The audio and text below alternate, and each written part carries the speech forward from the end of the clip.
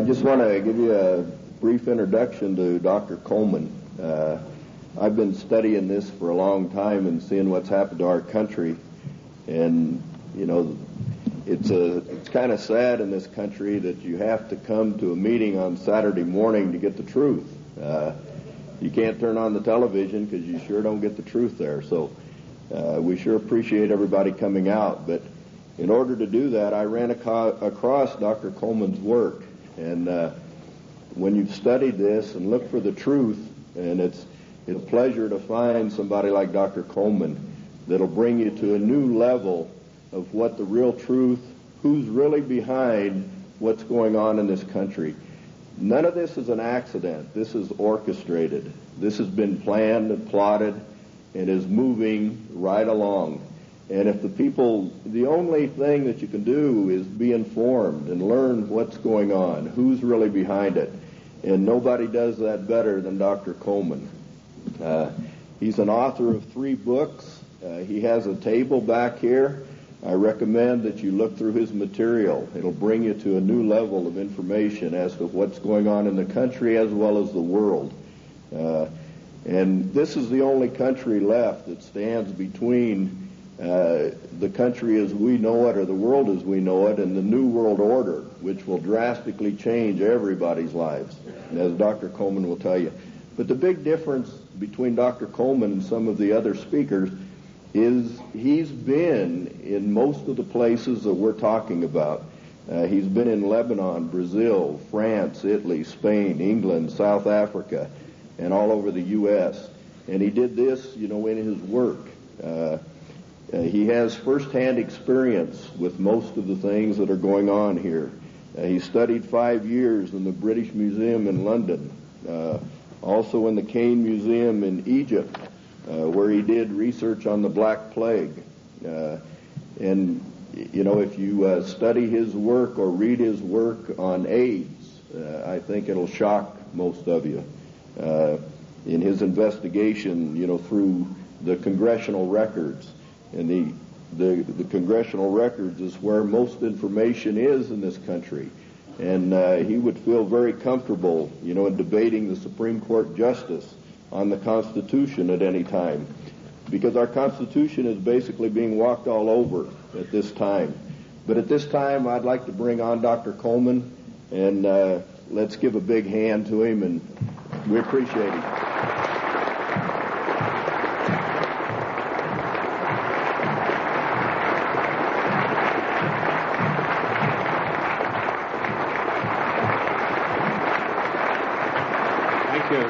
Thank you. Ladies and gentlemen, thank you for that great welcome. It's indeed a great pleasure for me to be among you here this morning. Looking at all these big fellows around the place, I feel a little small in stature, but I would remind you what Wellington told the German General Blücher at Waterloo when he rode up to inspect Wellington's troops. He saw the Scotch and the Irish guards on the hillside. He rode through them and he turned to Wellington and said, "They're rather small, aren't they?" And Wellington said, "Yes, but they don't run away."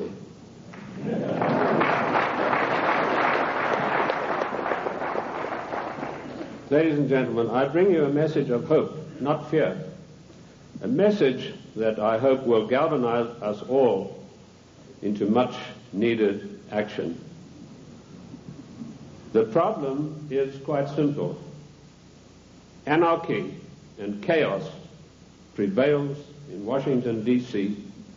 because the federal government has seized powers to which it is not entitled to and is passing masses of laws that are 100% unconstitutional. And when you get men setting themselves up as greater than the Constitution of the United States, you get anarchy and eventually tyranny. Now, I'm paranoid. I'm going to admit to you right up front. But let me tell you what the real meaning of the word paranoid is. It is a man or a person who has the ability to link events that seemingly are not connected. That is the true meaning of paranoia, or being paranoid. Of course, it's been used by our enemies the socialists, the Marxists, the liberals, the so-called progressives, to smear us. How many times haven't I heard it said of me, that fellow's paranoid? Yes, I'm glad to admit it, because I have the ability to connect events that are seemingly unconnected. And when you do that, you begin to arrive at the truth. It's taken me 25 years to come to the conclusions that I have come to. And I want to tell you that one of the biggest things I discovered in my work was the existence of a supranational committee composed of 300 men. I came across this quite by accident when I was serving in Africa, in Angola, and I was given a series of documents which were only supposed to be handed in to top-level people. They were what we call above the top level of classification of intelligence documents. And there I discovered that whilst I thought I was in Africa fighting against the invasion of the communists, I was in fact fighting to introduce socialist regimes in the black African countries, and that I was actually working for a committee called the Committee of 300, also known in intelligence circles as the Olympians. I'll stop right there, and I want to digress for a moment and tell you the word intelligence. It's been bandied around a great deal in the United States. I've seen people writing this and that and the other intelligence newsletter. They really have no experience whatsoever. In 1986, I wrote a work called Mind Control, Metaphysics, Extremely Low Frequency Radiation, and Weather Modifications. And in that work, July the 8th, 1986, I said that the top-level intelligence organization in the United States was the National Reconnaissance Office, far bigger than the CIA and any of the other intelligence agencies. And by the way, we have about 10 different ones in the United States. And I even had the audacity to give the address of this organization. 3 weeks ago, Mr. Sam Donaldson, the gentleman who wears that beautiful toupee so effectively, he came on with a program in prime time, and he said, this is one of the biggest scoops that ABC has ever had. And he told about the National Reconnaissance Organization. The exact same thing that I published 8 years earlier.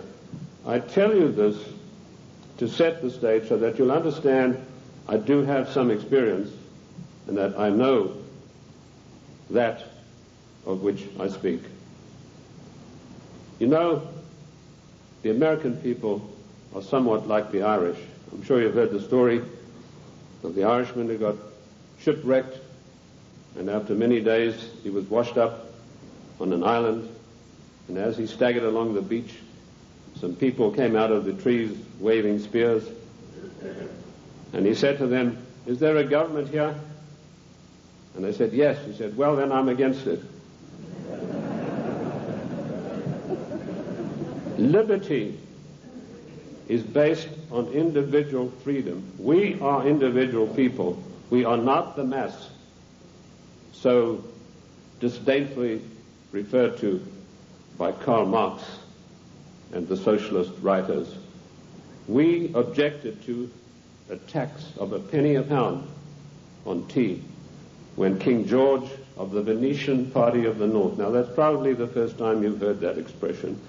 It took me 5 years of digging in the British Museum in London, which I consider to be the finest repository of knowledge in the world, to come up with that name. That was what the party of King George was called, and we'll come to the reason for that. But our colonists said, we're not going to pay this penny a pound on tea.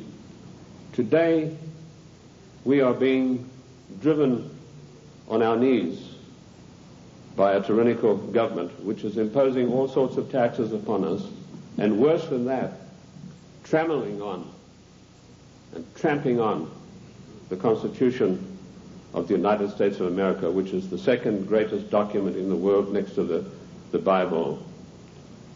And if we could rebel against the mighty powers of King George III, the most potent force in the world at that time. Then, ladies and gentlemen, it is time that we rebelled against a federal government that is trammeling the Constitution underfoot every day of the week.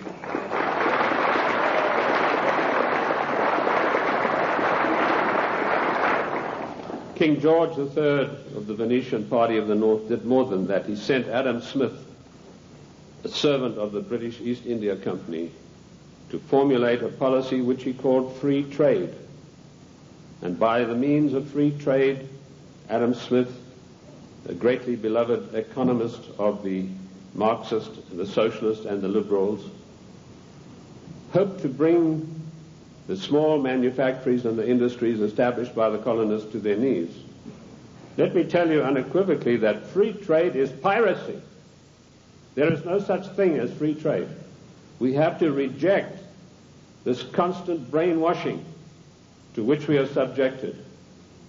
Free trade began with Adam Smith and the British East India Company. Now, who is the British East India Company? They played a massive role in the history of the United States of America. Only you are not taught this in your schools or in your universities, but you need to know.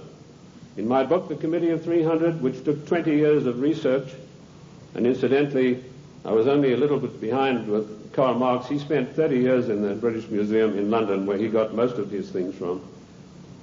I point out that the British East India Company was the most powerful trading company in the world. They made their massive monies out of the dope trade. They first grew prime poppies in Kew Gardens in Kensington, London, got the best producing opium poppies. They then shipped them to Benares in India, where they began a massive plantation of poppies, opium-producing poppies. They then used their famous tea clippers to transport the poppies in the form of raw opium to China. And by their military force, they imposed an opium policy on China that turned the Chinese nation into a nation of addicts. And they enforced this policy, which was known to the royal family and Lord Gladstone, the Prime Minister, and every one of the lords and ladies in England. And they made a massive, huge fortune. In researching these documents in India House in London, I came across some of the manifests of the old tea clippers and the numbers of kegs of opium they carried and the values. And I totaled up these things, and I found to my astonishment that if we took 1970 as an optimum year for profits in General Motors and Ford,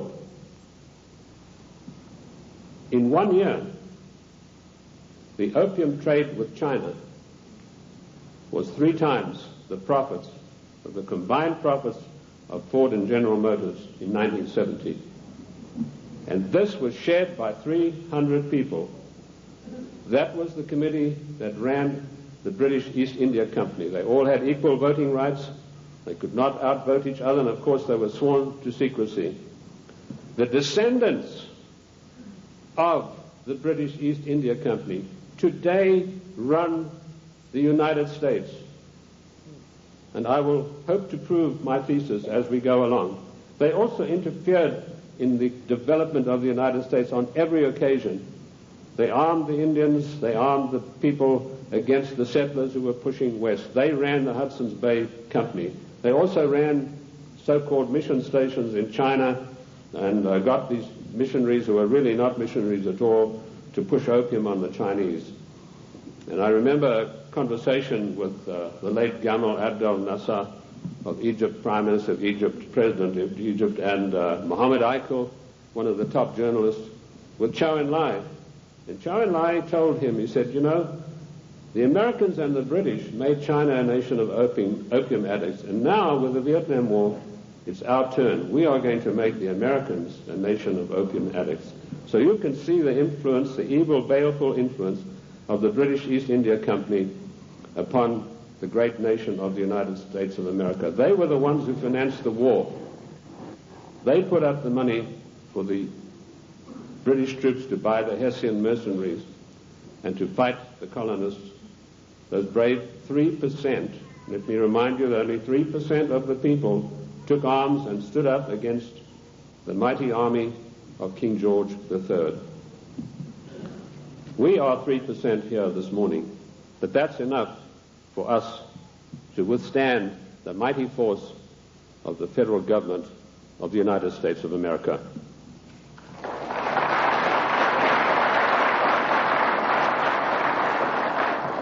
These 300 men in the Committee of 300 still run the world today with an iron fist. Their wealth is untold, cannot be measured. I know I looked at some of the records that I could find in Italy, in Rome.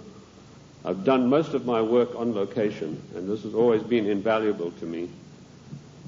And I came across the families in Italy who were called the Fondi, meaning the people who had all the money.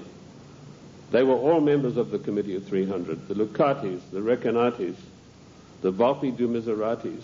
These people are so wealthy that they would make David Rockefeller look like a piker. That is how rich they are. And this is the committee that runs the world. Now, in my book, The Committee of 300, I name every one of them. This is not a book that talks about they. It gives you specifics. And I must say I do the same thing in my new book, Socialism, The Road to Slavery, which was 10 years in researching.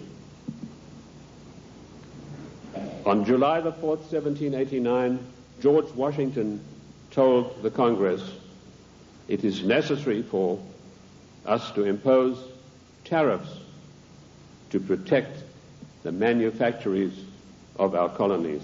That was the first trade barrier. Now, let us dispose for once and for all with the words that have been implanted on our minds, like isolationist, and you are for restricted trade, and you are against global trade. The United States of America did not grow great on global trade. The United States of America grew great on the hard labor of the people who lived in those days and the wise protection barriers put up by President George Washington, because immediately after the war they tried, the British, to try to down the United States through so-called free trade, which is nothing but piracy. Free trade, ladies and gentlemen, is a one-way street which allows other countries to dump their products on our markets to the detriment of our own people. That's what free trade is. It's strictly a one-way street. The trade barriers were increased by Lincoln, Garfield, and McKinley, and all three presidents paid with their lives for that policy. Disraeli was particularly incensed with Lincoln. Disraeli was the British Prime Minister at the time, and he ordered British MI6 to assassinate Lincoln, which is what they did, the same way as British MI6 publicly executed President John F. Kennedy at a later time. Our founding fathers and our presidents saw the value of trade barriers. They realized that we, if we wanted to progress, were not to be the dumping ground of the world. And I'm going to leave that subject for now and return to it later. The format that I want to use this morning is the type of questions that are most often asked of me. I've spoken to hundreds of thousands of people across the United States and worldwide, and I've been on many, many radio shows, and these type of questions, we note them, and this is what comes up most of all. Who and what is the Committee of 300? Well, I've dealt with that. I've told you this is a supranational body that knows no boundaries, respects the laws of no countries. The first time that they were publicly announced was by a German socialist by the name of Walter Rathenau. Now, I'll give you some background of Walter Rathenau. He was the financial advisor to the Kaiser of Germany, and he was also the financial advisor to the Rothschilds, the French family Rothschild. So he must have known what he's talking about. He made an astonishing statement in 1934. He said, there is a committee of 300 men that rule the world. They are known only to each other, and nothing happens without their consent. When former head of state Mikhail Gorbachev visited the United States a few years ago, flanked by George Bush and Quayle, he opened his Gorbachev Foundation in the United States. And he let slip, he said, this is being done with approval of the Committee of 300. CNN cameras were on him. They immediately switched. Now, I wrote to CNN and I said, could I have a transcript of this program, which they said was available. I never got a reply. I followed it up with letter after letter, but nothing ever came of it. The point I'm trying to make, ladies and gentlemen, is that the federal government, the secret upper-level parallel government that runs the United States, does not want you to know that you have an upper-level parallel government that calls the shots, that dictates what is going to happen to your life and mine. So that's how I found out about the Committee of 300. The next question is, what are their goals? Their goals are a one-world government, latterly called the New World Order. The one-world government began with King George III. At the time that the colonists were brave enough to take him on, King George was already busy formulating a one-world government, and he had lined up at least 50 countries that were willing to come into this future world dictatorship with him. The goals, then, very simply stated, are to make the world over into a one-world, new world order dictatorship controlled utterly and completely by this Committee of 300. How can they possibly carry out their goals? That's the next question that I'm often asked. They do it by dint and by virtue of their fantastic wealth and the fact that they control thousands of the top banking institutions, the political organizations, insurance companies. In fact, one of the giant insurance companies, a man called me and said, do you mean to tell me that they are controlling the Metropolitan of New York? I said, the Metropolitan of New York is peanuts. He said, how can you say that? That's a giant American company. I said, well, compared with the Sicurezza de Generali di Venezia, it's peanuts. That's the biggest insurance company in the world. They control in that organization everything that happens in the world in the insurance field comes out of Venice.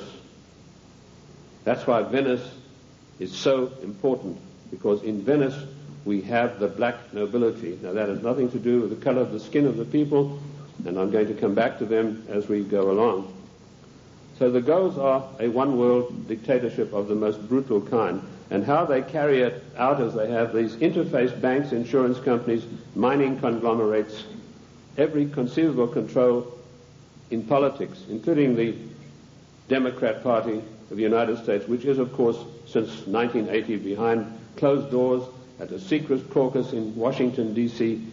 The Democrat hierarchy took on the goals of the old Socialist Party USA, i.e., based upon the Communist Manifesto of 1848. If you have a copy of my book, and I'm not pushing it, but in my book, The Committee of 300, I list every one of their huge, gigantic corporations, how they interface. And this, ladies and gentlemen, is an eye-opener, because it gets right down to the nitty-gritty of your everyday life in the cities and towns across the United States. So they carry out their goals through existing organizations. And also, of course, they have built up some special organizations of their own. When I first started writing in America, when I came here in 1969, I revealed the existence of an organization called the Royal Institute for International Affairs, which is located at Chatham House in 10 St. James Square in London. I also revealed the existence of the Club of Rome, the Cini Foundation, the Mont Pelerin Society, the Order of St. John, which was known but not known.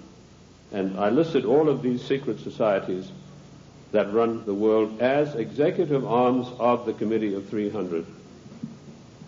So it controls the world through all of these.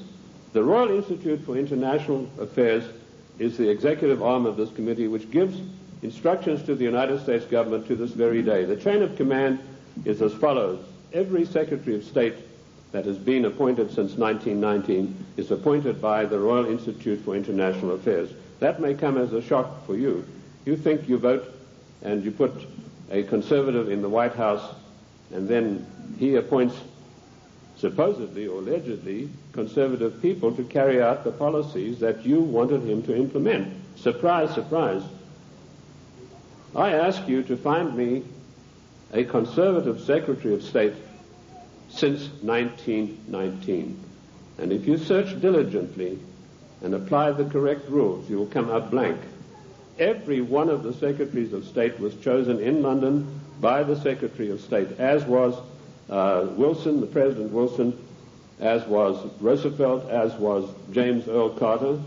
He was specially chosen because he'd had 3 mental breakdowns, and they felt he would be a good guy to manipulate.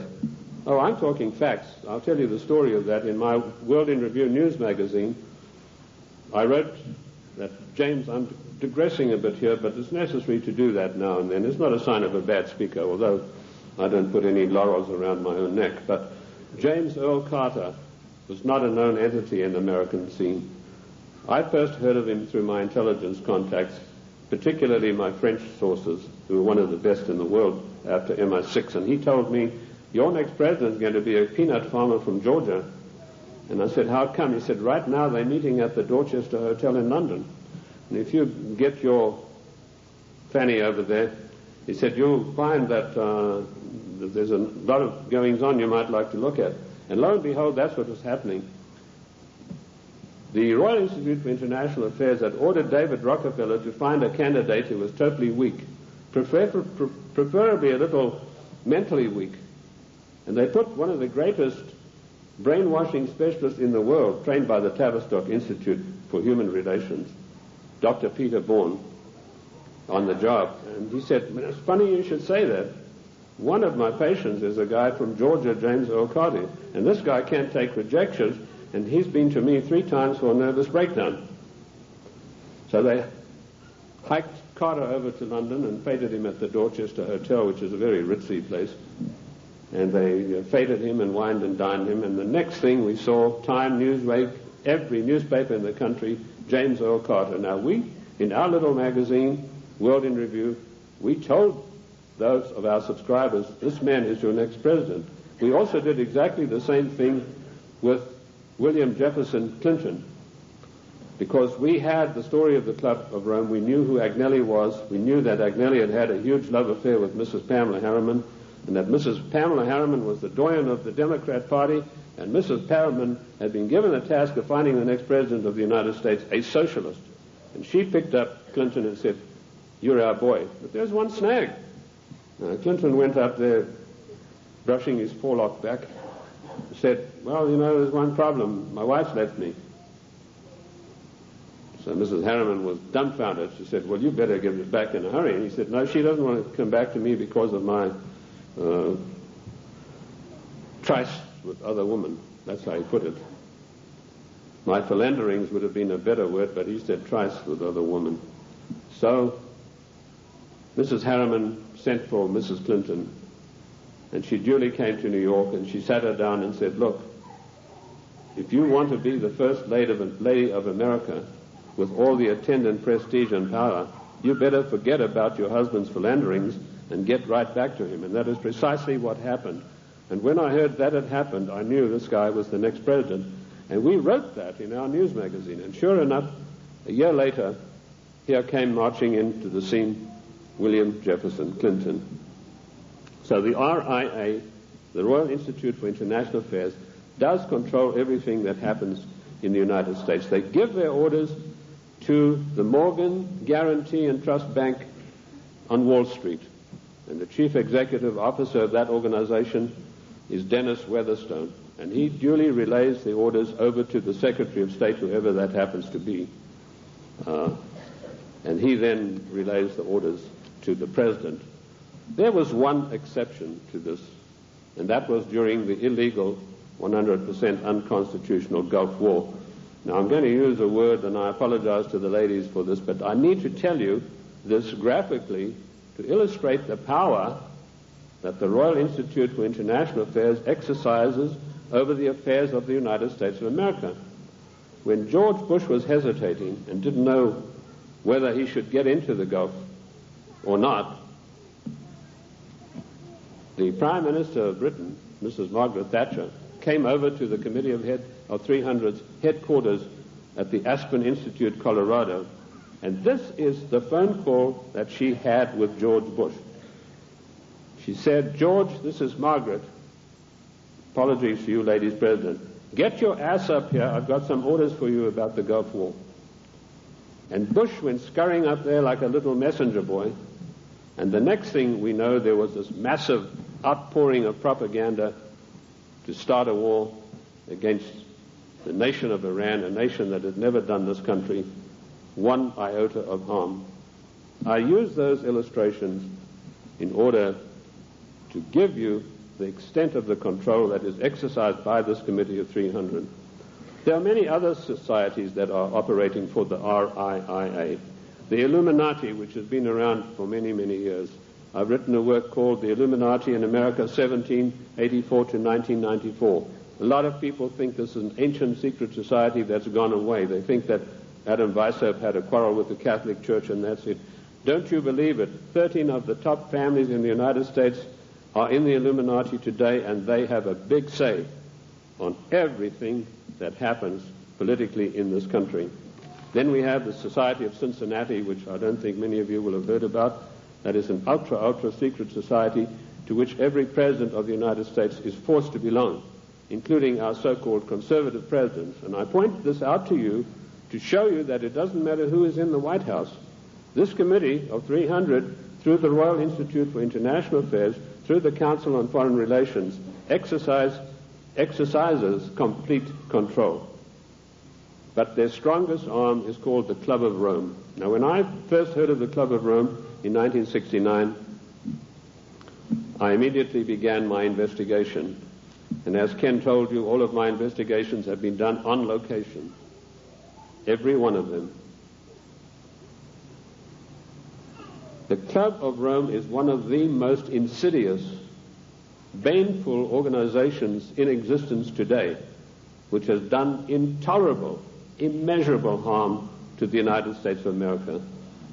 This Committee of 300 told a man called Aurelio Pecci to form this Club of Rome with the main object of bringing down the industries and the agricultural development of the United States.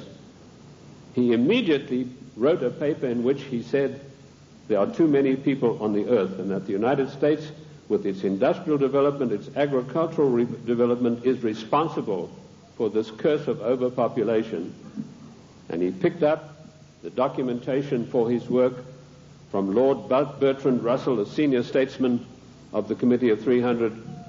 And Lord Bertrand Russell had written a work called The Impact of Science on Society.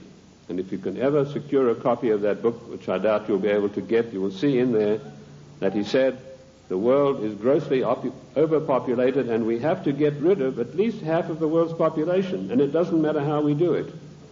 So the Club of Rome was instituted and organized to start an attack on the world's population using the United States as the whipping boy.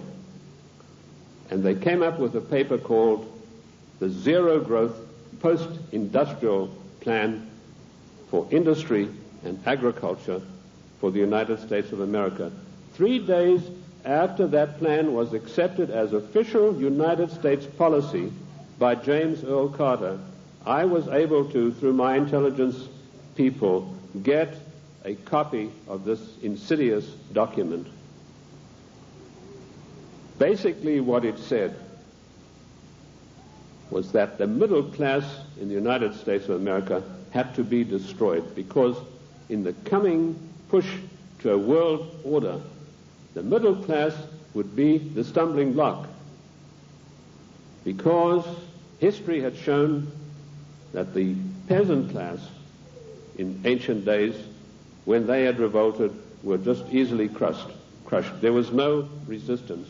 But now had grown a new super class of people in the United States called the middle class, who had long-term employment, who had job security, who were well paid, who could afford to buy the products that were made by the United States and didn't need to buy products from China or anywhere else. And the Club of Rome post-industrial zero-growth paper said, this has got to stop. We have to bring down the middle class of the United States. And the way that we will do this, the way that we will accomplish this task, is by crushing their industries. In 1980, based on this report, I wrote a small work, a booklet, called The Death of the United States Steel Industry. And in that I told of a French aristocrat by the name of Etienne d'Avignon, and I'm sure there's not a single steel worker in America out of a job who's ever heard of this man's name. But they put this aristocrat onto the job of destroying first the steel industry. In my book in 1980, I said that by 1985 we would have silent blast furnaces. The rolling mills would be stopped. There would be no more shipbuilding. We'd have thousands of skilled workers who'd passed the skills of their trade down for generations, who were forever dispossessed of their jobs. If you go to the northeast United States today, ladies and gentlemen, and I've just been up in Cleveland where I had a very good radio address I gave there, you will find that what I said in 1980 has unhappily come to pass. In 1970, the United States had 5,000 ships built by good United States know-how, using good United States steel. 5,000 ships sailing the high seas. Last year, we had exactly 270 such ships. And at least 50,000 steel workers permanently out of a job, jobs that will never come back. What happened? Did we suddenly lose our marbles? Did we suddenly lose that great American know-how of getting things done? Did we lack finances? Did we run out of money? No. None of those things happened. What happened was this dastardly Club of Rome had sent their emissaries to the United States to deliberately destroy our steel plants. And they did it by opening the doors of so-called free trade. And everybody who signed the NAFTA treaty and everybody who signs the GATT treaty when it passes is a traitor and a seditionist.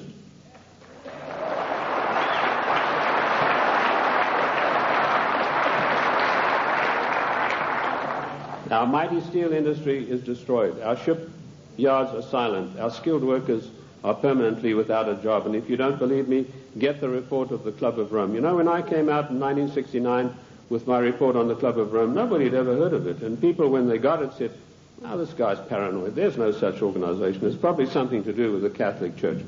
Well, surprise, surprise, 25 years later, last year, the Club of Rome celebrated its anniversary, and Alexander King, its chairman, stated, the American people henceforth must get used to the idea that they will never, ever again in their lifetime have full employment. What a scandalous thing that our government is fully cooperating with this organization built up by the Royal Institute for International Affairs to destroy the middle class of the United States and to add to the policies of global genocide. And that brings me to the next question. What is the Global 2000? Once again, when I heard about this policy, it was 3 days after it had been accepted by the United States government as its official policy.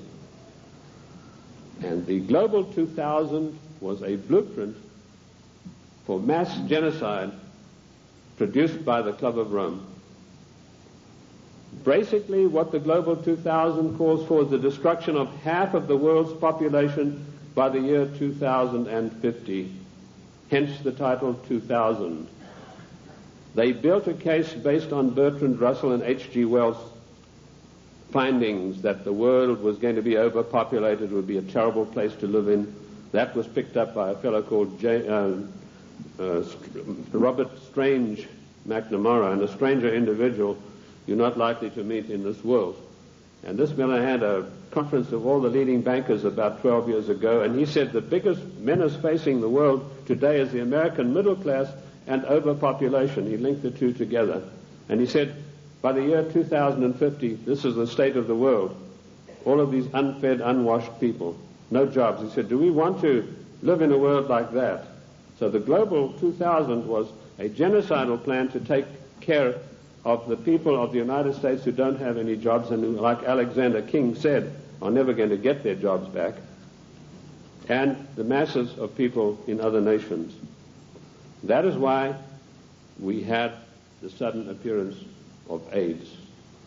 When I was in the service, I was told there's a CAB experiment, that's chemical and bacteriological warfare experiment, going on in Sierra Leone, in Africa. That's a remote corner of Africa, West Africa, just above Liberia. If you look at your map, your atlas, and you'll see where it's located. Why Liberia? Extremely hard country to get to. You have to fly from London. That's the only way you can get there. You land on an island, and then you've got to take a ferry across to the mainland. And, of course, all people taking the ferry are heavily scrutinized. And I managed to work my way. I was told the Americans were doing the CAB experiment. I managed to work my way to within striking distance of a small mission station. And what I discovered was that these blacks were coming in from the bush to this mission station with broken arms or an ulcer on the leg or something like that. And they were ostensibly being treated there, but they were dead by the evening. What was actually going on was that a laboratory had been set up using Lassa fever virus. Now, at that time, Lassa fever was one of 4 viruses that could jump the human-animal barrier. And it was a deadly virus. They were trying to create a virus that could be mass-produced and it could be sent out through the World Health Organization to get rid of millions of people in the world. But the Lassa fever virus proved uncontrollable. It killed 3 scientists who were working there. So the orders came from Washington, burn the place to the ground, and that's exactly what they did within a radius of 100 miles. They bottled up some of these viruses they'd been experimenting with and took them back to the Centers for Disease Control in Atlanta. There they began again, but again they escaped and killed 3 more scientists. So they incinerated the whole laboratory, sealed it off and incinerated. The same experiments are now going on in Harvard University right now. But they're not using the Lassa fever virus. That has proved to be too tough for them to handle. Instead, the United States government gave millions of dollars to the United States military chemical and bacteriological warfare establishment at Fort Detrick, and they began experimenting with the AIDS virus. I knew about the AIDS 3 years before the word ever came out in the world, in the United States particularly, because of my field work in Sierra Leone. The British government used their Porton Down CAB facility. It's easier to get into the Bank of England vaults than to get into Porton Down. All the deadliest viruses in the world are being crafted there, in pursuance of the goal, the Global 2000, to decimate the world. Shortly after this experiment had finished at Fort Detrick, the World Health Organization started a massive vaccination campaign. They said, for once and for all, we're going to wipe out the scourge of smallpox. They chose Africa and Brazil, launched a massive vaccination campaign. Immediately, AIDS began to appear. Thousands and thousands of people began dying of the strange new virus, which the World Health Organization then said had come from the bite of a green monkey. They forgot to tell you the green monkey's been there for centuries, and he'd been biting people, if he ever did, for centuries, but no disease of that nature had ever occurred. The World Health Organization deliberately took this virus, which was crafted from a series of animal viruses, including Mediavirus sheep, which destroys the brain, which is why you find AIDS patients get dementia probably first before any of the other AIDS-related complex diseases appear. And they began vaccinating innocent people on a massive scale, and they began dying like flies. Why Africa and why Brazil? Because those 2 countries had the biggest black population in the world. And I want to tell the black people of the United States of America, do not trust the Democrat Party. Do not trust government. Do not believe that government is your friend. To you, to them you are dispensable, the same way as we are. Millions of people died. I went through Uganda on an inspection tour, and I saw whole areas decimated where previously there had been small towns and villages. There was not a living soul in sight. And that is going on today. The AIDS epidemic is completely out of hand.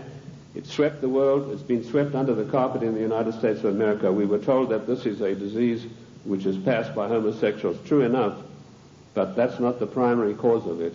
This is a crafted virus that was spread throughout the world to decimate the population. Coming behind them, and we reported this about 2 years ago in our World in Review news magazine, is the Vibro 19 cholera virus, a deadly killer. You get this cholera in the morning. If it's not immediately treated with massive doses of expensive antibiotics, you'll be dead in a day and a half. This epidemic swept India, carrying away millions of people. I don't know if you've heard of it in the press. I doubt it.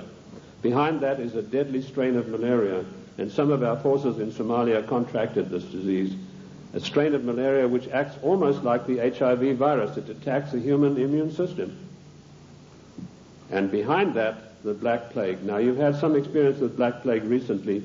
Experiments were conducted in this area and in California with the Black Plague, distributing them, these plague viruses, to definitive areas by means of enfolded scalar waves using extremely low-frequency radiation, which was a warfare technique developed in 1934 by the great Soviet virologist V.A. Gertchev.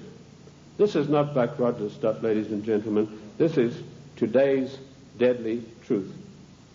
So some of the Indian reservations were targeted, and all of a sudden they began dying of Black Plague.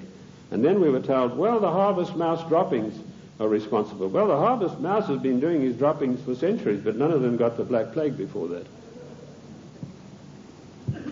But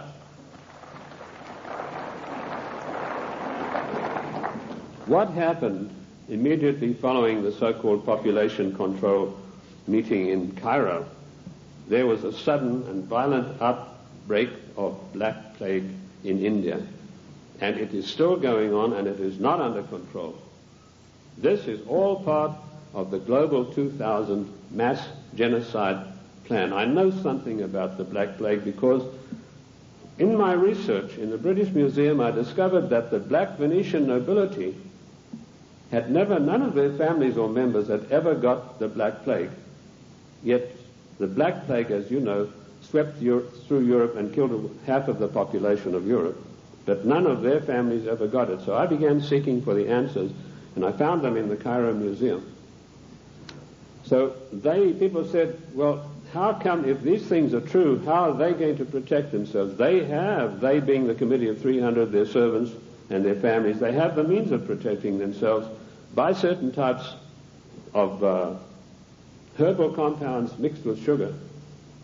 And they also have, of course, the protection of extremely low-frequency radiation, where using the technology developed by the great virologist Gertchev, who proved that every living thing on this earth has a vibratory cycle, and he was able to measure the vibratory cycle of various deadly viruses, and by vibrating them double their cycle, he would kill them instantly. So that's one of the defensive weapons that these people have got that will kill the plague if they ever get it. The same technique, of course, will kill cancer cells. But the medical profession, run by the Rockefeller family, who own all the pharmaceutical companies, do not want you to know this, because when you go in for the doctor, he's going to write you a prescription for a chemical drug. There's no chemical drug benefit out of extremely low-frequency radiation vibration. No profit to these people. So that's the Global 2000.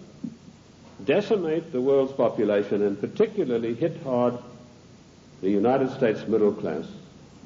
How are they financing all of this stuff? They're financing it through the Fondi, who I mentioned to you earlier, the Venetian black nobility. Now, why are they called the black nobility? They're called that because of the vileness and the evilness of their deeds. These families date back to the 11th centuries, the Lucatis, the Recanatis. They were called, and the Guelphs, by the way, I'll come to them, they're particularly interesting. They were called that because of the evilness of their deeds. They made Lucrezia Borgia look like a Sunday school teacher. They had so much money, which is the outcome of the drug trade, the years of investing, the years of gaining control of every mining, mineral, gold, oil, natural resource of the world, that they can afford to finance these things. So the black nobility are the ancient aristocrats of Venice and Genoa, and they called that because of the nature of their deeds. The black Guelphs were one of the worst of them. Now, interesting enough, the Queen of England, Queen Elizabeth II, is a Guelph. She's not a Windsor. This was a title that was evolved in 1935 by her father to put researchers off the track. I like to include myself in that category, although I wasn't doing it then. I was much too young to be doing it, but he didn't like that certain people were getting hot on the track of who this royal family actually was, and so this was put out that they are the House of Windsor. They are not. They're the House of Guelph, and it's important for us to know that, because every time there's a financial crisis, it follows a meeting of the black Guelphs upon the Royal Britannia yacht of the Queen of England, which anchors off the coast of Venice, and all the world bankers meet over there and say, now this is what we're going to do to country X, this is how we're going to control this worldwide situation, and then they go off and give their orders to everybody. So that is the way it is done.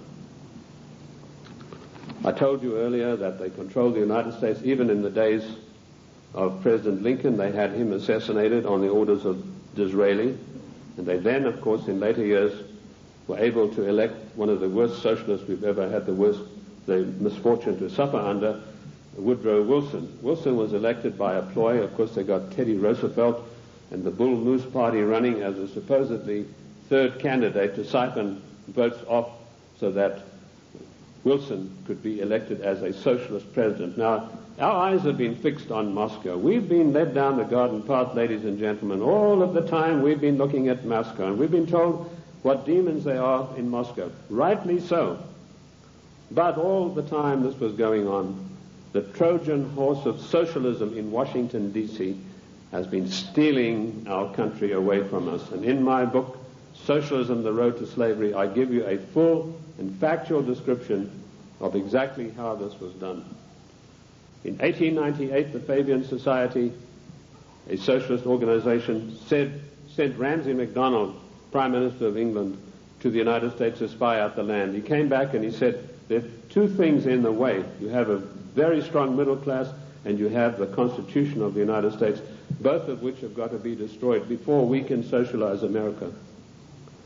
The first step they took was getting a socialist president in office in the form of Woodrow Wilson. Woodrow Wilson was controlled out of England by Sir William Wiseman, head of the North American desk of MI6. Now, in case you don't know MI6, it is the most powerful and the oldest of all intelligence agencies in the world. They taught the CIA. They taught the Vatican intelligence. They taught the French intelligence. They taught the Mossad. They taught the Cheka. Captain Hill of MI6 went out and set up the Mossad. And Captain Hill went to Russia and helped the Bolsheviks set up their single-cell apparatus. Sir William Wiseman was the controller of Wilson through Colonel House. Now, who is Colonel House? He was an unknown person who emerged out of Texas. His father served the Rothschilds during the Civil War, and he emerged out of the war as the only person in Texas who'd made any money. And House was sent to Washington in order to control the first socialist president, and he took his orders from Wiseman, and House lived but a few blocks away from Wilson, and above him, Wiseman had an apartment. And that type of control is not gone. It is still here to this very day, right now, as I speak to you. Other questions? Give us some examples of what you're talking. How do we know that what you're saying is true? I'll refer you to the great soldier son of the United States of America, General Douglas MacArthur, a great patriot, a great warrior, a great Christian. When Douglas MacArthur was in Korea, he and General Stratomayor of the Air Force devised a plan that would have put China out of action for the next 50 years. He submitted this plan to Washington, an arch-socialist, one of the most vilest creatures who ever walked this earth by the name of Dean Rusk, immediately summoned the President of the United States to a meeting in Blair House. And he said, Mr. President, we have seen the plan submitted by General Douglas MacArthur, and there's no way in the world that you can allow him to implement this plan. And Truman said, why not? He said, you know very well that anything that relates to China has to be cleared by the Royal Institute for International Affairs first. And he said, they don't want you to do this. And MacArthur was not allowed to carry out his plan. And 50,000 sons, beautiful Americans, were slaughtered on the battlefields of Korea needlessly because of orders from the Royal Institute for International Affairs. And that same institute is controlling President William Jefferson Clinton to this day. MacArthur was eventually bowler-hatted on the orders of the British government. I mentioned earlier the death of John F. Kennedy. Given the methods that are well known in intelligence circles of how to get rid of bothersome people, it would have been a very simple matter to make it look as though Kennedy had died of a heart attack or some other natural cause. Instead of that, in order to warn every president that would follow in his wake, every powerful person in this country in the know, you do not kick over the traces. You obey us, or you will see what will happen to you. Kennedy was publicly and brutally executed in a plan carried out by British MI6 under the control of Sir William Stevenson and his lieutenant, a Canadian citizen by the name of Major Louis Mortimer Bloomfield. Now, you won't get that in any of the accounts of the Kennedy assassination. You'll find it in my book, The Committee of 300. You'll also find it in my monographs about the Kennedy assassination. Who are these people? Sir William Stevenson ran American intelligence throughout the Second World War out of the RCA building in New York. His second in command, a Canadian citizen, Major Louis Mortimer Bloomfield, ran Division 5 of the FBI counterintelligence. You want examples of how Britain controls this country? I have given you them. I've also told you that every Secretary of State since 1919 is selected by the Royal Institute for International Affairs on the orders of the Committee of 300. Why is this? We go to these conventions and there's all the hoopla in the world. The balloons are flying, the straw boaters are in the air. Bush has been elected conservative president. Reagan has been elected. What happens in reality? The Secretary of State, who's charged with carrying out the policies, subverts each and every one of them.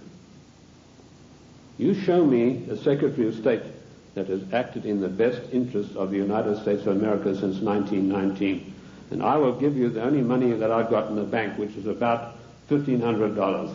You're welcome to it, because I know that you will not be able to do that.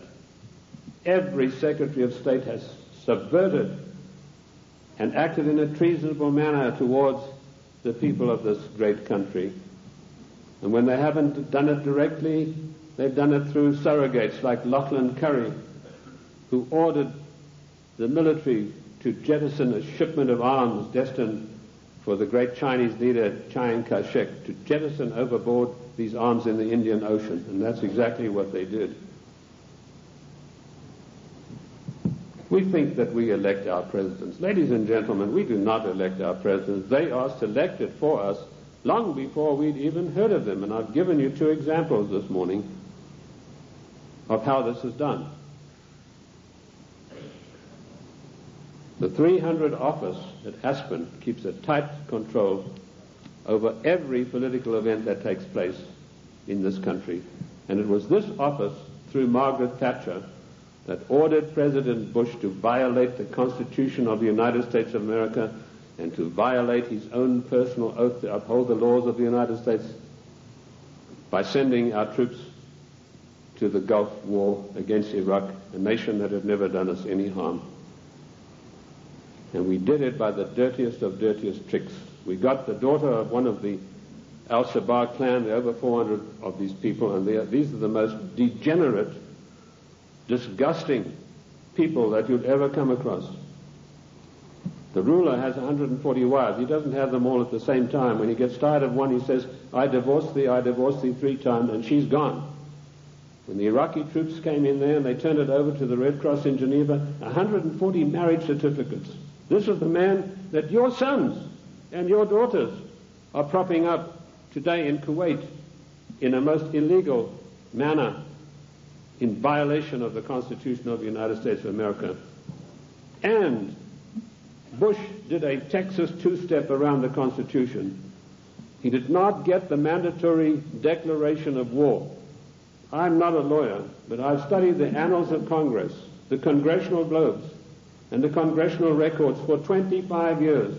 And in those pages will be found more wisdom, more in-depth information about the Constitution than you'll ever get from any law school. Anyway, most of the law schools have professors far to the left of Marx, and they don't know anything much about the Constitution. I talked to a few people, one lawyer in Congress. I said, what do you know about the Constitution? Well, I got 1 semester of law when I was at law school, and in that was something about the Constitution.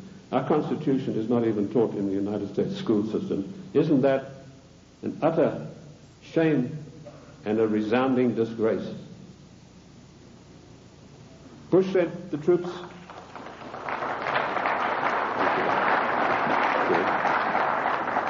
Bush did not get a constitutional declaration of war. This is a very difficult area of the Constitution. It's probably one of the most complex areas of the Constitution. It's a 5-step process that involves both houses making separate declarations, then joint declarations, then the army has to be informed, and then the public has to be informed, and then we have to be told whether this is a private war or a public war, i.e. whether all the armed forces are going to be employed or only one branch. In so-called police actions, the President has 45 days to use only one branch of the service. Bush violated his oath of office by going to the United Nations, to which we do not belong, and getting them to give him a so-called color so that he could send our troops to the Gulf. Our troops to this day are in the Gulf illegally, in violation of the Constitution of America, and we're still paying for it. The story that the Gulf states put up all the money, you go and ask the General Accounting Office, as I did, how much money have they paid? We are still paying for the Gulf War, and now we've got another huge bill to meet, billions of dollars, for Clinton's fantasies. To go out there and support this disgusting Al-Shabaab clan. I don't know if you know the story of Kuwait. It's really a horrendous one. I don't want to get into that too much, but that land was stolen from the Iraqi people by the British imperialists. They came in and drew a line through the sand right through the middle of the most important oil fields that had just been discovered, the Rumelia oil fields. Thenceforth, this is going to be called Kuwait.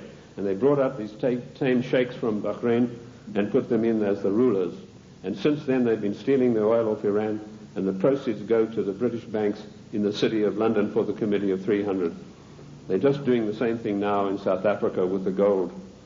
That's part of their tactics to gain control of all natural resources through the world. I also touched briefly on Giovanni Agnelli and Mrs. Clinton and how she had left her husband, and Pamela Harriman. Pamela Harriman, for her duties in getting Clinton elected, was given a plum job as ambassador for the United States to France. And this is what happens to the traitors. Patriots are punished and traitors are rewarded. Dennis DeConcini, who voted for the giveaway of our property in Panama and who voted for the crime bill and every other obscenity that is passed by the federal government in violation of the Constitution, he's now going to get a plum ambassadorship when he retires, on top of his huge pension of something like $200,000 a year. I've been asked whether Clinton will stay the full term. Yes, he will. Clinton will stay the full term because he's been given a job to do, and that is to pass certain far-reaching socialist measures. And he's been very successful in doing that with the help of so-called Republicans. I personally am not in favor of political parties. I'm like George Washington. He said, political parties are baneful, and in the long run they are harmful. What happened in NAFTA? A so-called conservative, Mr. Newt Gingrich, who I wouldn't trust as far as I could throw him, went out and acted as the floor manager, as the party whip in true parliamentary style, and he whipped up 132 Republicans, so-called, to support NAFTA. And no doubt he will do the same thing with this dreadful GATT treaty, which is coming up in a vote in the lame duck session. So he's going to run, and I'll let you into some information which I just got a few days ago from French intelligence. Clinton would not be able to run on his record or anything that he's done or anything meritorious. So what he's done, he sent emissaries, and this is the first time you're going to hear this. You might hear it in 1996, but this is the first time you're going to hear this now. He has sent emissaries to Iran to dig and promise huge sums of money to any of the Iranians who will come up with the actual documentation of the scandal where our prisoners were kept there until Reagan was elected the president. And if he can come up with this documentation, he's going to keep them. In 1996, he's going to come out and say to America, I have here documentary proof of how bad your Republicans are, President Bush and Reagan. Look what they did. And on the strength of that, he hopes to run in 1996. That's what he's doing now. He's taking the money that he's not entitled to, and he's using it to bribe the Iranians to come up with these documents. I don't know that they will, because I think they like him even less than I do, and that's saying a lot. What is the Clinton agenda? Clinton has been instructed to socialize America, and let me tell you that the enemy in Washington is more to be feared than the enemy in Moscow. I've said this for years. What does socialism do? It forces changes upon people that they do not want and do not ask for. And we've seen how dangerous that is when we look at the programs that were supposedly programs invented by the United States government and by the presidents. A man called Stuart Chase, an arch-Fabian socialist, wrote a book called A New Deal. Frances Perkins, who was the first female socialist cabinet minister appointed in the United States in the Roosevelt administration, she got hold of a copy of this book and she ran to Roosevelt and said, look, this would be a marvelous program for you. So in the 1932 Democrat and by the way, don't call them the Democratic Party because they are not. We are a confederated republic. We are a constitutional republic.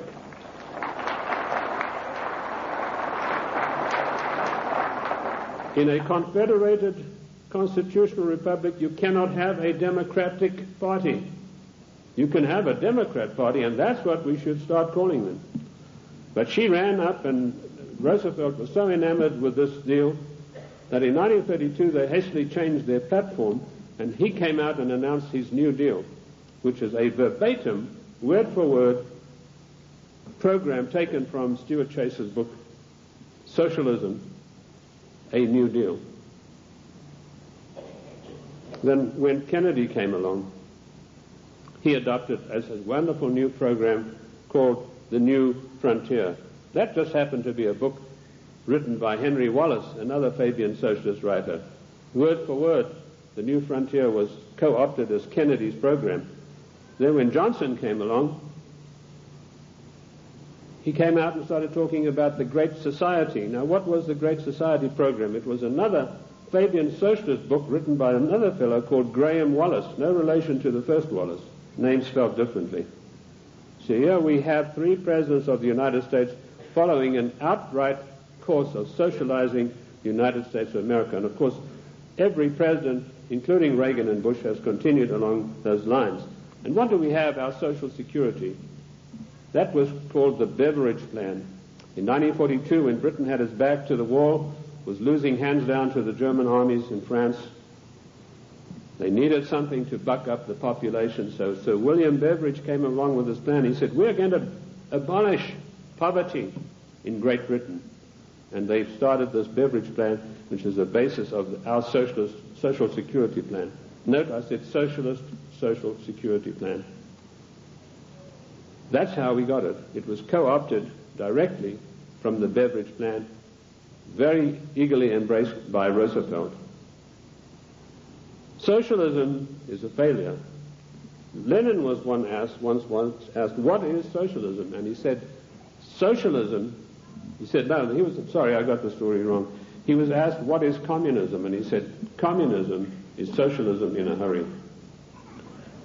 And we have creeping socialism in this country today, which has nowhere to go but to communism. In the New World Order, one world government. That is the direction that William Jefferson Clinton is pushing this country as hard as he can go. And GATT is an integral part of that. The socialist policies of England failed miserably. They got the great Professor Harold Lasky of the London School of Economics. I once was asked to give a talk there, and it was me against 600 hostile left-wing students. And I had a pretty torrid time of it to start with, but in the end I did get a very good hearing from them. But that same Professor Lasky was sent to the United States to see how the Constitution could be got around. And he said, there's one good way we have to do it. We have to break down this provision that says there's no transfer of powers between the three branches. And we have that happening every day. We have Clinton calling himself the Commander-in-Chief, which he's not. I sent a fax to Colonel Oliver North the other day, in which I explained in detail what the Constitution has to say about the Commander-in-Chief. I hope he was able to use it. He said that Clinton is not the Commander-in-Chief, but he was saying it for the wrong reasons, for personal reasons. The Constitution is perfectly clear on this. It says that the President shall not be the Commander-in-Chief until such times as called into actual service by the Congress. And in my studies I came across this proviso that could only happen after a careful 5-step declaration of war mandated by the Constitution. And that is the sum and substance of the President's war-making powers.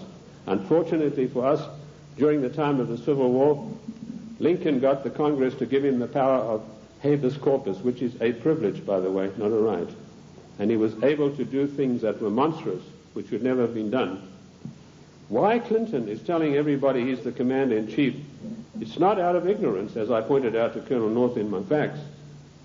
It's a deliberate, carefully crafted plan to get the people of the United States used to the idea that he is actually the Commander-in-Chief. And I tell you, he is not. The Constitution says he is not, and I can give you chapter and verse. Because should there a time come when he wants to take some drastic kind of action, he can then get Congress controlled by the Democrats, even a lame duck Congress, to give him the power of suspension of habeas corpus, and can say, as Commander-in-Chief of the United States Armed Forces, I hereby order XYZ to happen. It is a deadly danger, and we are fast asleep. I tried to alert Colonel North to exactly what's going on about the so-called Commander-in-Chief, and I only hope that he will put it to good use, because I do not have the same forum that he does. Anyway, socialism is a total failure. When it began to sink in England, they sent John Maynard Keynes, or Keynes. He said Keynes was a better word because it rhymed with brains, and this is the man who did in the economy of every Western country. And he came to the United States, and by his charm and good looks, he was a tall, well-spoken English gentleman, immaculately suited, connoisseur of wines and cheeses. And it was said of him that there was not a single lady who could resist his amorous advances. He was able to charm Roosevelt into giving the British government $3 billion to prop up their socialist programs. That wasn't enough. They then sent Harold Lasky and John Maynard Keynes for a second handout. This time they got $7 billion. And when Roosevelt was asked about this, he said, let's forget all of those silly little dollar signs. And the same thing is happening today in the field of foreign endeavor. We find a president giving away billions of dollars in foreign aid, which he is not entitled to do. I have searched the congressional records, the congressional globes, the annals of Congress, to find out if there is an empowerment for the federal government, our Congress, to dish out billions of dollars every year like a Santa Claus to foreign nations. And I could not find it anywhere. And where the Constitution is silent on a provision, it means it is a prohibition of that provision. What I did find was that when President Monroe was trying to get us involved in Latin America, he tried to get some money sent down there. And the Congress stood on its hind legs and said, this is a matter that's out of your purview. This is a matter for the Congress, and we deny you foreign aid because it's not constitutional. And that is what set Monroe at variance with the Congress. If you know his history, he spent his entire life fighting the Congress over that issue. Nothing has changed. The Constitution of the United States is immutable. I violently disagree with Justice Ginsburg, who says the Constitution is flexible. The Constitution is not flexible. Our founding fathers meant it to be an immutable document that would stand the test of the ages of time and foil people like William Jefferson Clinton and Roosevelt and every other dictator that is going to follow, unless we stand up and take back our states' rights.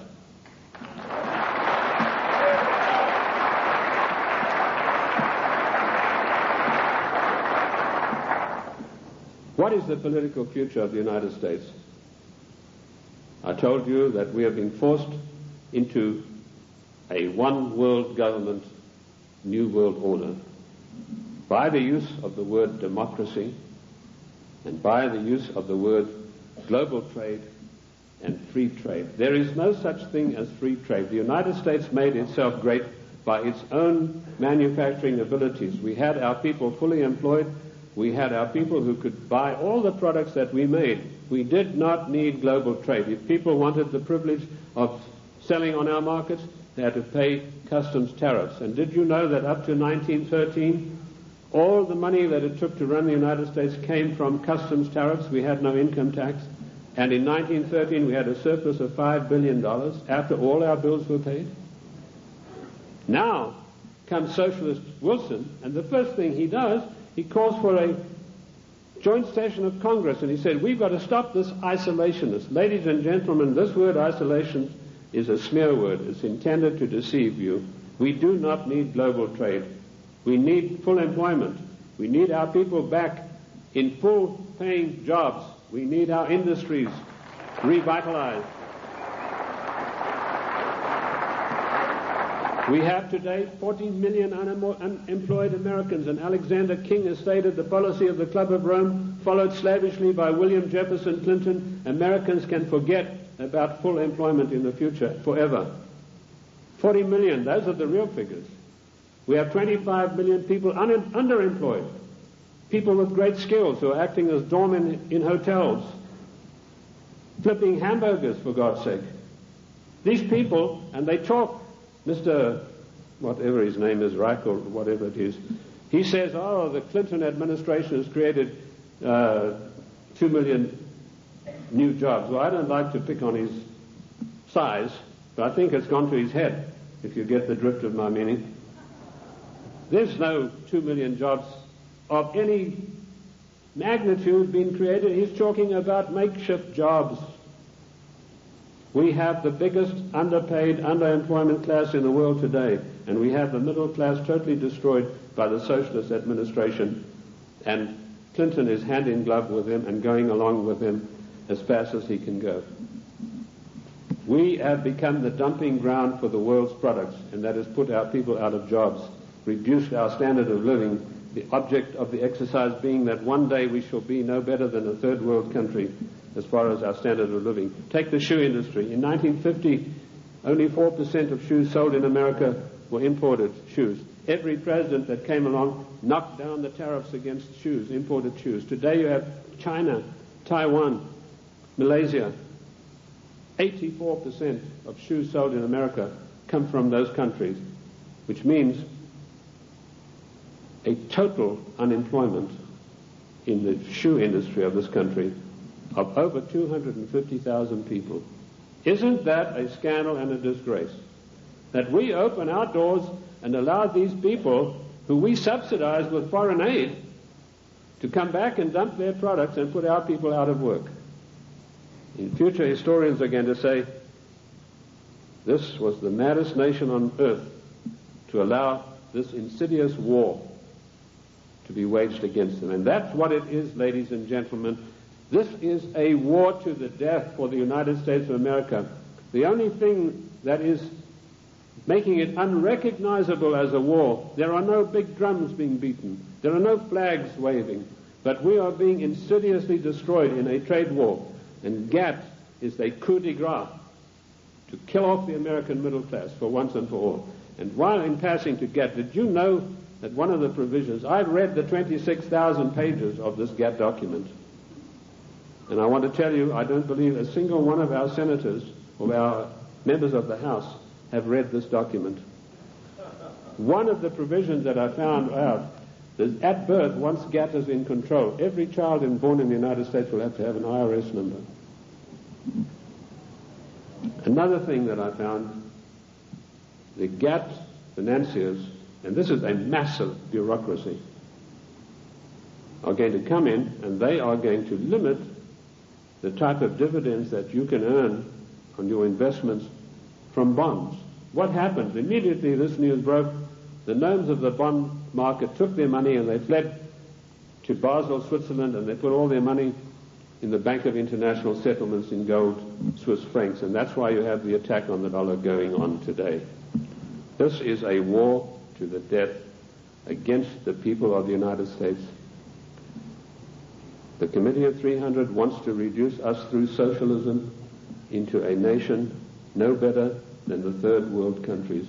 Look at this insidious GATT treaty. Do you know that the United States, the mighty United States, has one vote, the same as Kenya or Haiti? And we are going to pay 7/10 of the huge bill. And this organization is going to supplant the laws of this country. One of the provisions of the WTO is that their board will be able to go in and demand of individual states that they change their laws and take us to the courts if we don't do it. Where is the president who said he would uphold and protect the individual states and their rights to a republican form of government? This GATT treaty is one of the most insidious, unbelievable attacks on the United States that I've ever come across. Let me tell you that if the Russians were to drop a couple of nuclear bombs on Washington, and that might be such a bad thing, let me tell you that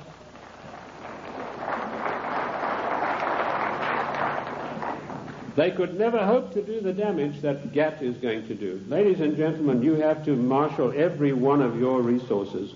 This GATT treaty has got to be fully debated. Once before, twice before, we were forced by the one world government, new world order, into far-reaching situations that affected the national life and the character of our people without a national debate. The first one was the so-called United Nations question mark treaty.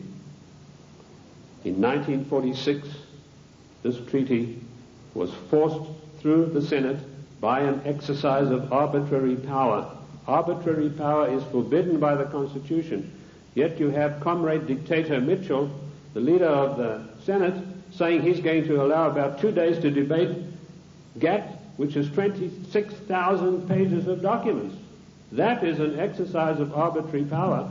If we had any men of guts in the Senate, so-called conservatives, they would walk out en masse and say, we are not taking part in this effort to denigrate and destroy the Constitution of the United States of America. And you can imagine what an effect that would have.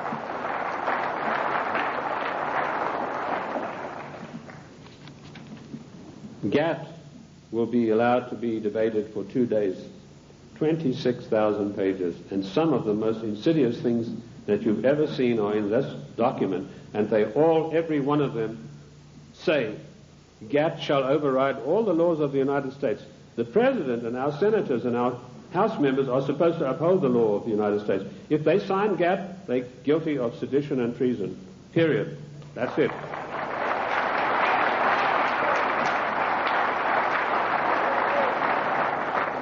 This came as a natural outflow of the United Nations Treaty. I found there that 5 senators, listen to this for a disgrace, ladies and gentlemen, 5 senators actually read this United Nations document. Again, it was 53,000 pages long. 5 senators, and they had 3 days to read this document, and it was then rammed down the people of the United States. I want to tell you that we do not belong to the United Nations. One of the greatest constitutional scholars it was ever my great pleasure to speak with was the late Senator Sam Ervin, who told me there's no way under the noonday sun that we could ever have joined in the United Nations. We did not join the United Nations, and we do not belong to it now. I've written a little work called Is the United States a Member of the United Nations? And you'll find in there, I give you chapter and verse constitutionally why we cannot be. 1965, we had another national calamity without a national debate. The Democrats reformed immigration. Now notice, every time some far-reaching thing happens, then the socialists come along with the reform. It's to reform health, which, by the way, Lenin said a national health plan is the arch of socialism. So now you know where Clinton got his national health program from. He took it straight out of the Communist Manifesto of 1848. They were not satisfied with immigration as it was. The bulk of the people came from those who were related to the Jeffersons, the George Washingtons, the Davy Crockett's. They were not satisfied with that. Without a national debate, without asking the people of this country by your leave, the Democrats in 1965 forced through an Immigration Reform Act that totally changed the face of the United States and will totally change us. And one of the architects of that was the same Dean Rusk, the swine who stopped MacArthur from bombing the Chinese back to the Stone Age, and, of course, Nicholas Katzenbach. I wanted to give you some statistics. Now, people have accused me, they said, you are a racist. First of all, the word racist is a very modern smear word. If you look in the dictionaries in 1919 onwards, it did not exist. What they really mean to say is you are a racialist, i.e. a person who's proud of your race. I'm not saying this against any group, any nationality. I want to show you how the socialists, without our permission, without a national agenda, without a national debate, will change the face of the United States. In 1984, the people from traditional immigration stock made up 74% of the total population. By the year 2080, less than 100 years from now, we will make up 39.5% of the population. And it goes on. The Hispanics were 9.4 in 1980. They'll be 15.4. The Asians, 2.4, will be 13.3 of the population. In other words, the traditional Americans of the Davy Crockett, George Washington, the people Monroe said would make a real contribution to America, will be in the distinct minority. And this is thanks to the Democrat Party, who in 1965, without by or leave of the people, changed the rules. And now they've got us blindsided by concentrating on illegal immigration. Illegal immigration is nothing. That's a small problem. The legal immigration that was authorized in 1965 without your permission, that's where the big problem lies. These statistics were provided to me by a man called Lee Bouvier, who was one of the leading advisors to a former INS official. And of course we know that abortion is another way in which the population is being diminished. I have challenged judges all across the country to show me in the United States Constitution, where is there provision for abortion? And I've yet to see. Oh, they say in the Fourth Amendment. Don't you believe it? The Fourth Amendment has nothing to do. It doesn't mention the word abortion. And where a word is not mentioned in the Constitution, it is a prohibition of that word. There's no such thing as free choice. This is a communist doctrine brought to this country by a woman called Madame Calonte. Madame Calonte you've probably never heard of, but she is the inventor, the author and the finisher of NOW and NARL and abortion. It's all in my book, Socialism, The Road to Slavery. Where do we stand now?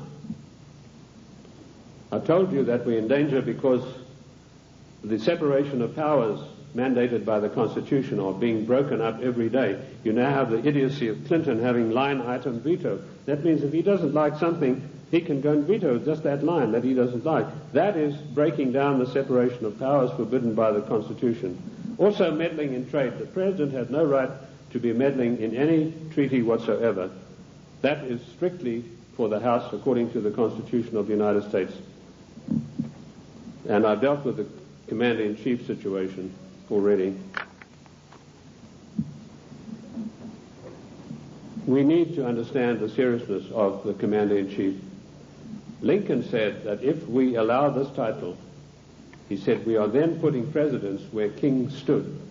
And he said one of the most hated powers of kings was their ability to make war at any whim that came to their mind. And if we do not stop this Commander-in-Chief nonsense with Clinton, that's where we're going to find ourselves. We are already there with Haiti, and we are already there with our troops being sent to Kuwait. I want to tell you that the cost of the Middle East peace so far, to you, the American taxpayers, is $38 billion, and the clock is still running. Jordan was given $4 billion to sign this treaty. The other nations have been guaranteed credits and all sorts of things that will bring up the total to $38 billion for this so-called peace accord in the Middle East to come about. Of course, it's doomed to failure, but that doesn't matter. In the meantime, it makes the President of the United States look good. We need to understand something. I told you today there's anarchy and chaos in Washington. That is because the United States government is a government of strictly limited empowerment. It cannot just willy-nilly go making bills. For a measure to be introduced into the House, it has to be in consonance with or in pursuance of something already in the Constitution. If it is not, it is unconstitutional. And I've looked at 3,000 bills passed in recent years, and every one of them are unconstitutional because they were new things that some lighter-than-air incendiary fairy-head liberal said, well, I'm going to introduce this into the Congress. I'm going to have this law passed, like Dinah Swinstein's 19 assault rifles banned. There's no thing in the Constitution that would allow her to do that. Specifically, the 10th Amendment is very, very precise, and I can quote you 54 instances where this is mentioned in the Annals of Congress, the Congressional Records and Globes. The 10th Amendment is a restriction on the federal government. Our founding fathers were very frightened to give unlimited powers to the federal government. Daniel Webster said we must cage them like a lion, must not give them unlimited powers. It is a government of limited powers, but particularly the 18 Amendments. And just to make sure that the federal government would understand this, in the 18th Amendment, there's a little title that's very important. It says they can only do things that are necessary and proper. And I want to ask you, is rushing our troops off to Kuwait to protect the income of the decadent Al-Sabah family, whose money goes to the Royal Institute of International Affairs banks in London, is that necessary and proper for the United States to be doing? We don't get any benefit out of that. No. The 18th Amendment, necessary and proper. The 10th Amendment, the police powers of health, education, and police protection are entirely reserved for the states. And I can quote you 48 court cases from the Annals of Congress, from the statements made by the Founding Fathers. Those powers were never surrendered to the federal government. Therefore, the federal government has no business interfering in health matters, national health plan, no business interfering in crime bills, that's a matter for the states, and no business interfering particularly with the Second Amendment. I was in New York the other day on a radio program, and a very irritated, angry lady said she was a professor of law from Columbia. She came in on the program and she said, "You don't know what you're talking about." She said, it's not a right to bear arms. I told her exactly what was what. And she said, well, if that's true, then voting is a right. I said, no, voting has never been a right. The only rights and the only civil rights we got are found in the Fifth Amendment. And that's all. Forget the 1868 Act. That was done when the United States, the southern states, were under occupation. They were occupied countries. Forget Nicholas Katzenbach's 1964 Civil Rights Act. The only civil rights we've got are those contained in the Fifth Amendment. And health, education, and police powers belong to the states. Mrs. Swinstein has no right passing a bill classifying 19 types of assault weapons. What is an assault weapon anyway? Any gun is an assault weapon. That's what you use guns for. You use it to shoot people or animals or protect yourself. Any gun is an assault weapon. A knife is an assault weapon. You know, now they have this poor, almost idiot Brady running around the country. They're using him shamefully to push for gun control. This man doesn't know whether he's Arthur or Martha at the moment. This is not an issue of gun control. This is an assault on the Constitution of the United States of America in total. You cannot take one part of the Constitution and attack it and exclude the others. And this is what it is. It is an attack upon the Constitution of the United States of America. We need to understand about GATT. I'd like to go back to that a little bit. Michael Carpenter, the Attorney General of Maine, and 46 other Attorney Generals of the states wrote a letter to Clinton last July, and they asked him, please, Mr. President, let us have a national conference of all Attorneys General of the states on this matter. Clinton refused to answer him. Instead, he got his Hollywood lawyer pal, Mickey Cantor, whose only expertise in the world is running around with a Hollywood crowd. He's a Hollywood lawyer. And suddenly, Clinton puts him in charge of trade.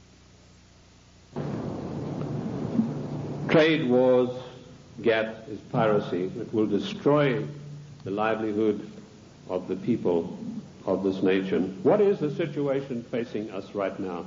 There's an attack on the dollar. The gnomes of the bond market are fleeing. I've written a work called The Economic Implosion, Year of Crisis, 1995, in which I predict the collapse of our economic system as we know it today in pursuance of the GATT Treaty. One of the things I know for a fact that this will be an implosion, i.e. our system will collapse on the ground of which it now stands. It's not going to be an explosion that will scatter everything. And we know that GATT will come in and say how much you can get for your interest. They will also put the International Monetary Fund in charge of our finances, and banking in this country will be in the control of 5 major banks. That will help to control the situation and further destabilize the country. That is the aim and object of all of this. Once a nation is destabilized, it's very easy to deal with it and push it into a socialist new world order, a one world government. Ladies and gentlemen, I want to say to you today, the time has come for us to recognize that we are 50 individual nations. We have all the rights of an individual nation. We gave only limited empowerments to the federal government. They have grossly, flagrantly violated the concord that we have with them. Therefore, we, the masters, have the right to go to Washington and tell them, the servants, henceforth this concordat is severed, unless we understand from today all of these unconstitutional measures will be rolled back and a new system will come into being. The Federal Reserve Bank, that private enterprise bank, will be put out of business.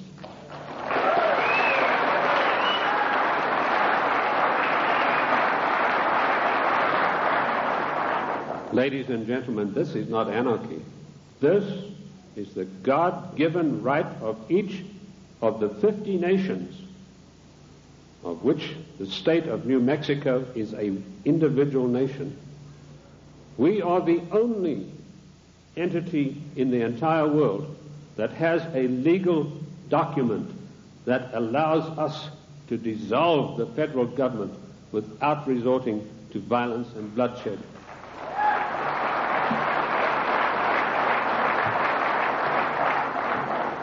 Ladies and gentlemen, I can tell you from my own experience that I have seen a rising tide in this country in the last 5 years. And I say to you today, in my closing remarks, let us catch the wave. My own plan is to form an organization, a foundation, if I can get people with money to back me, where I will teach what I've learned from the Constitution, what I've gleaned from the annals of Congress, the Congressional Globes, and the Congressional, to maybe 100 educators, lawyers, if you will, other people who are interested. Teach them what I know, which is enough for them to confound the Chief Justice of the Supreme Court of the United States, not to mention those fairy heads we have in the House and Senate. They, in turn, will spread across the land, teaching others, and they, in turn, will teach others until we have a grassroots movement that is spread across this nation of people who really know, not just to recite the Constitution, but know all of the provisions, the ins and outs, the nuts and bolts, who, when somebody like Mitchell says, we're going to give 2 days for this gap treaty to be debated, 1 million people will demand and tell him that you, sir, are exercising arbitrary power and you shall not be allowed to do this, and quote the Constitution. We could do that with every one of these unconstitutional measures. It is the federal government that is creating anarchy, not we, the people. Thank you, ladies and gentlemen. Thank you. Thank you. Thank you. Thank you. Thank you. Thank you.